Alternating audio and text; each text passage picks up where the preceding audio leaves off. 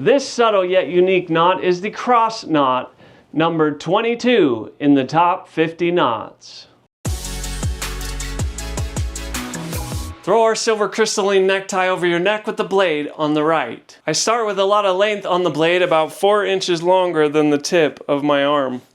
Create the neck loop by crossing the blade over the tail. Take the blade underneath the tail, then down through the neck loop to the left.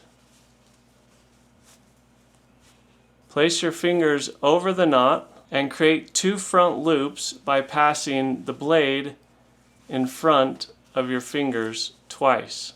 Finish the knot by going up through the neck loop, then down through the front loops.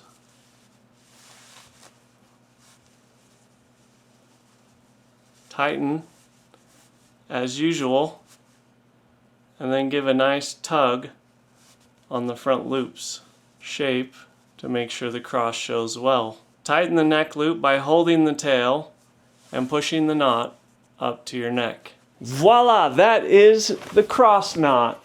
I love it. My favorite knots are ones that are subtle but unique.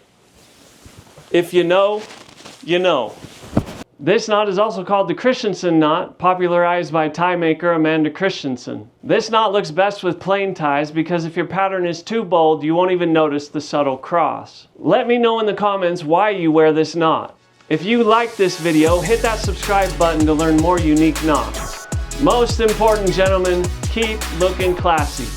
I'll see you at the top.